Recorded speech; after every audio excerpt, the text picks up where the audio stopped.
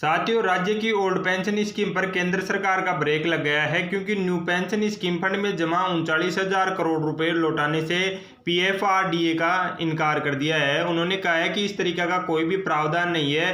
राज्य सरकार कर्मचारियों के जीपीएफ खाते में यह राशि हस्तांतरण करना चाहती थी। इसके संबंध में राज्य के 5.5 लाख से भी अधिक कर्मचारियों के लिए ओल्ड पेंशन स्कीम ओपीएस लागू करने की सीएम अशोक गहलोत की बहुचर्चित बजट घोषणा धरातल पर उतरने से पहले ही अधर में लटक गई है।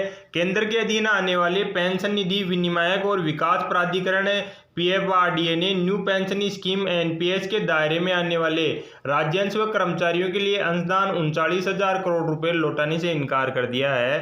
दरअसल सरकार ने 1 अप्रैल 2022 से ओपीएस लागू करने की घोषणा की थी। यह ऐलान भी किया था कि एनपीएस में कर्मचारियों की कटौती बंद करके पीएफआरडीए में जमा उनकी राशि जीपीएफ में शिफ्ट की जाएगी। इसके लिए वित्त विभाग ने पीएफआरडीए को पत्र लिखा था, जिसके अंतर्गत राज्य सरकार में 1 जनवरी 2004 के पश्चात एनपीएस के दायरे में आ रहे कर्मचारियों के लिए ओपीएस लागू कर दी थी।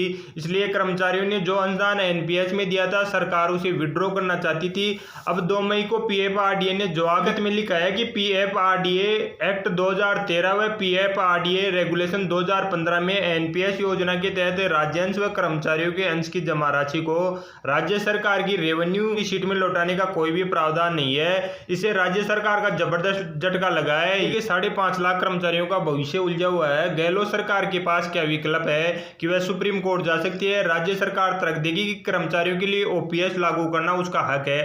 1 अप्रैल से सरकार ने एनपीएस के तहत की जाने वाली कटौती बंद कर दी। सरकार ने राज्यांश के रूप में हर साल 5 करोड़ रुपए एनपीएस में जमा करवा रही थी।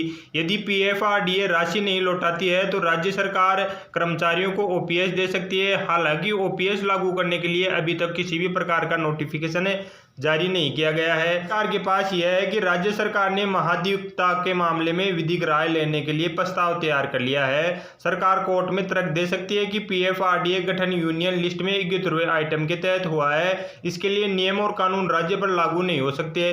सेकंड पॉइंट है, पीएफआरडीए को क्या परेशानी है यदि छत्तीसगढ़, हिमाचल प्रदेश भी ओपीएस लागू कर चुके हैं। 3 राज्यों में एक साथ विड्रॉ किए जाएंगे 1 लाख करोड़ रुपए। तो मार्च 2022 तक पीएफआरडीए फंड में राज्यों का 3.6 लाख करोड़ रुपए जमा था।